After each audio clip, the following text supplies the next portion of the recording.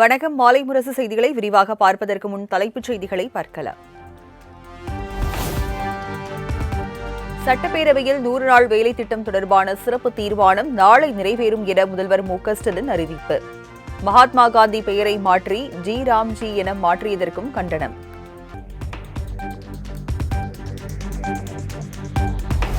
அதிமுக ஆட்சியின் போது போராட்டத்தில் இறங்கியவர்களை டெஸ்மா சட்டத்தின் கீழ் சிறையில் அடைக்கவில்லை. சட்டப்பேரவையில் முதலமைச்சர் மு.க.ஸ்டாலின் பேச்சு.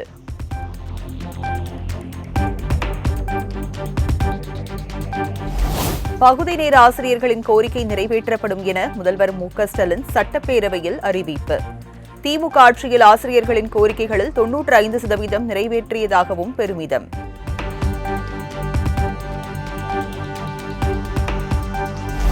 அதிமுக ஆட்சியை விட திமுக ஆட்சியில் அதிக முதலீடு குவிந்து வருகிறது. முதலீடு குறித்து வெள்ளை அறிக்கை கோரிய எடப்பாடி பழனிசாமிக்கு முதல்வர் மு.க.ஸ்டாலின் பதில்.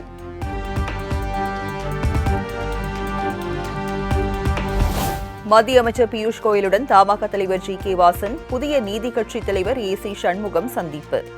சட்டமன்ற தேர்தல் நெருங்கும் நிலையில் தேசிய ஜனநாயக கூட்டணியில் இணைப்பு.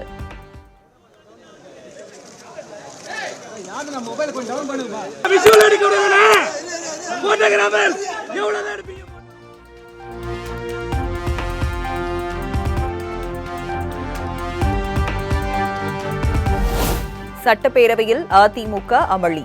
விவசாயிகள் பிரச்சினை குறித்து பேச அனுமதிக்கவில்லை என கூறி சட்டப்பேரவை வளாகம் வெளியே வந்து முழக்கம்.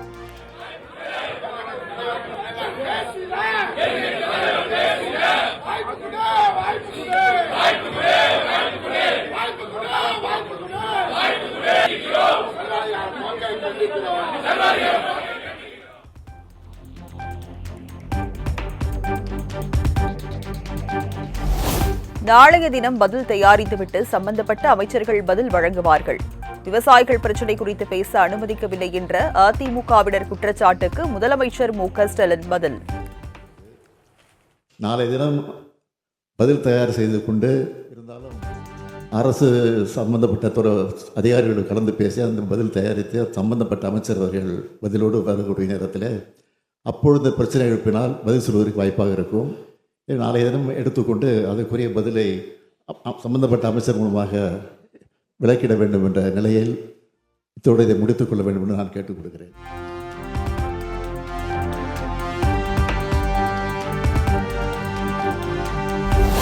இந்திய அரசியலில் காங்கிரஸ் என்பது காலாவதியான காசோலை போன்றது என பியூஷ் கோயல் விமர்சனம்.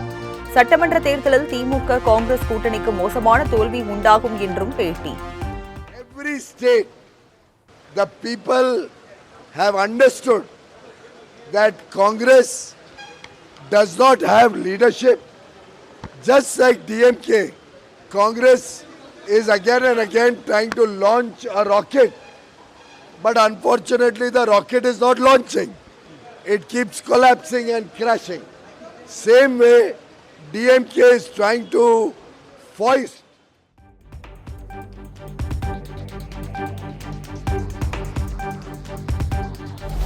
தேசிய ஜனநாயக கூட்டணிக்கு தேசிய அளவில் மோடியும் தமிழகத்தில் பழனிசாமியும் தலைவர்களாக இருப்பார்கள். தமிழக பாஜக தேர்தல் பொறுப்பாளரும் மத்திய அமைச்சருமான பியூஷ் கோயல் திட்டவட்டம்.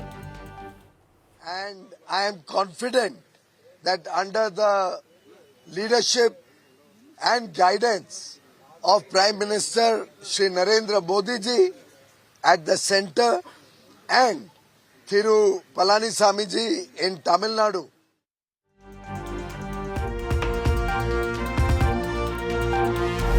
திமுகவின் ஊழலாட்சி குடும்ப ஆட்சி வரும் தேர்தலோடு அகற்றப்படும் என மத்திய அமைச்சர் பியூஷ் கோயல் பேட்டி. திமுக ஆட்சியில் தமிழ்நாட்டில் வளர்ச்சியும் இல்லை, சட்டம் ஒழுங்கும் சரியில்லை என விமர்சனம். Will completely throw out the DMK government, the corrupt, incompetent, compromised and anti-development government of DMK is certainly going to lose this election.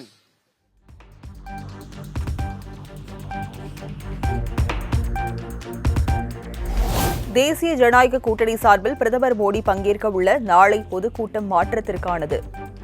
மத்திய அமைச்சர் பியூஷ் கோயலுடன் ஆலோசனை நடத்திய பின் எடப்பாடி பழனிசாமி பேட்டி. ஆலோசிக்கப்பட்டிருக்கின்றன. நாளை நடைபெறுகின்ற கூட்டம் தமிழகத்தில் மிகப்பெரிய மாற்றத்தை ஏற்படுத்துகின்ற கூட்டமாக இருக்கும். சுமார் 5 லட்சம் பேர் அந்த பொதுக்கூட்டத்திலே கலந்து கொள்கிறார் என்பதை மகிழ்ச்சியுடன் இந்த நேரத்தில் தெரிவித்துக் கொள்கிறேன்.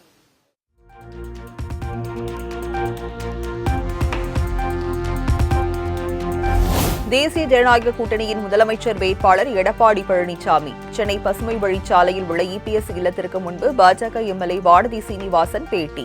தலைவர்கள் இப்போது எதிர்க்கட்சி தலைவர் தேசிய ஜனநாயக கூட்டணியினுடைய முதலமைச்சர் வேட்பாளர் திரு எடப்பாடி பழனிசாமி அவர்களை சந்திப்பதற்காக அவருடைய வீட்டிற்கு காலை உணவிற்காக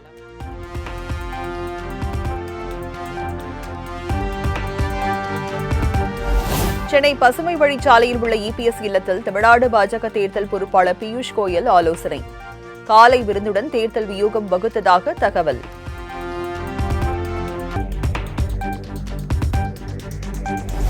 தொடர்ந்து வெறுப்பு பேச்சுகளை பரப்பி வரும் உதயநிதி ஸ்டாலினை துணை முதல்வர் பதவியில் இருந்து நீக்க வேண்டும். மத்திய அமைச்சர் பியூஷ் கோயல் காட்டமான கருத்து.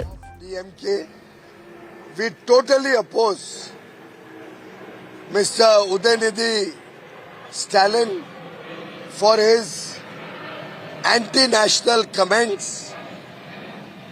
The High Court also yesterday has passed strictures against the hate speech of Udayanidhi Stalin, and I demand that Udayanidhi Stalin should immediately be removed.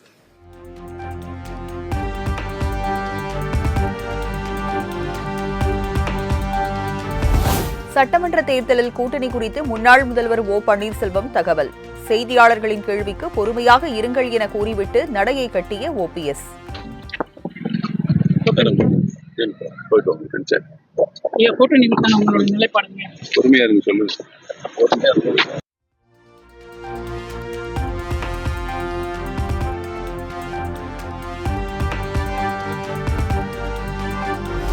வரும் 25ஆம் தேதி ஞாயிற்றுக்கிழமையன்று நடைபெறுகிறது தவேக செயல் வீரர்கள் ஆலோசனை கூட்டம்.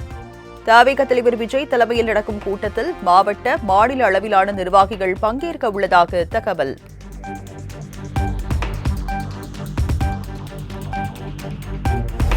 தூத்துக்குடி சிப்காட் பகுதியில் நாளொன்றுக்கு 60 மில்லியன் லிட்டர் உற்பத்தி திறன் கொண்ட கடல் நீரை நன்னீராக்கும் திட்டப்பணிக்கு அடிக்கல். சென்னை தலைமை செயலகத்தில் இருந்து காணொலி வாயிலாக பணிகளை தொடங்கி வைத்தார் முதலமைச்சர் மு க ஸ்டாலின்.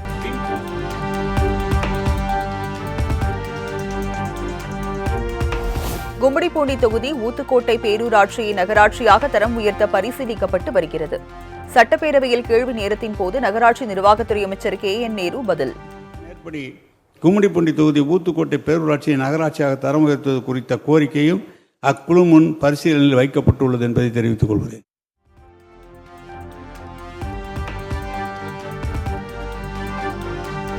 தமிழ்நாட்டின் சட்டமன்றத்தின் மாண்பை கெடுக்கும் வகையில் செயல்படும் ஆளுநருக்கு பட்டம் வழங்குவதற்கே தகுதி இல்லை.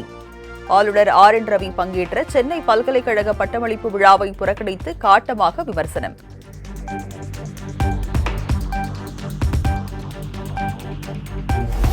அரசியல் பொது வாழ்க்கையில் இருந்து விலகுவதாக குன்னம் முன்னாள் MLA ராமச்சந்திரன் அதிரடி அறிவிப்பு. திமுகவில் இணையப் போவதாக நேற்று அறிவித்த நிலையில் உடல்நிலையை கருத்தில் கொண்டும் குடும்ப உறுப்பினர்கள் அறிவுரைப்படியும் விலகுவதாக பேட்டி. மருத்துவர் ஆலோசனையின் காரணமாகவும் நான் இன்று மாற்று முடிவை எடுத்திருக்கிறேன். இல்லத்தார்கள் ஆலோசனைக்கிணங்க, மருத்துவர்களின் ஆலோசனைக்கிணங்க நான் பொது வாழ்க்கையிலிருந்து விலகிக் கொள்வது என்ற முடிவை எடுத்திருக்கிறேன். நேற்று ஒரு பேச்சு, இன்று ஒரு பேச்சு என்பது தவறான விஷயம் என்ற போதிலும் என் உடல்நிலையை கருத்தில் கொண்டும், என் குடும்ப சூழ்நிலை, என் குடும்ப உறுப்பினர்களின் அறிவுறுத்தலின் குடும்ப நிம்மதிக்காக நான் இந்த முடிவை எடுத்திருக்கிறேன்.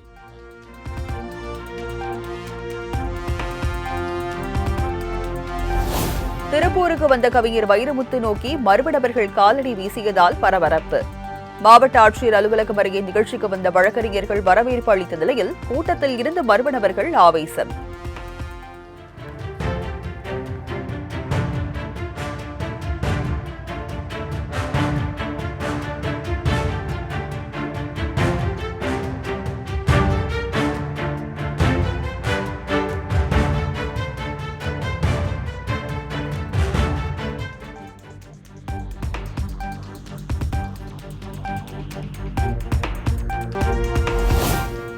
கர்நாடக மாநில சட்டப்பேரவையில் இருந்து ஆளுநர் தாவர்சந்த் கெலாட் வெளிநடப்பு. சட்டப்பேரவைக்குள் ஆளுநர் கெலாட்டை முற்றுகையிட்ட காங்கிரஸ் எம்எல்ஏக்கள் முழக்கம்.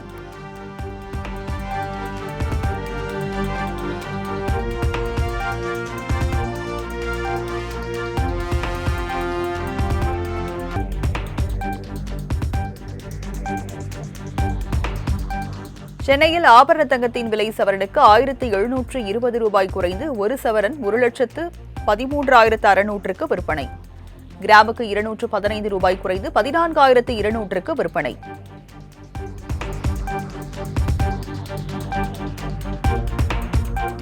சென்னையில் வெள்ளி விலை கிராமுக்கு 5 ரூபாய் குறைந்து 1 கிராம் 340க்கு விற்பனை. கிலோவுக்கு 5,000 குறைந்து 1 கிலோ 3,40,000க்கு விற்பனையாகிறது.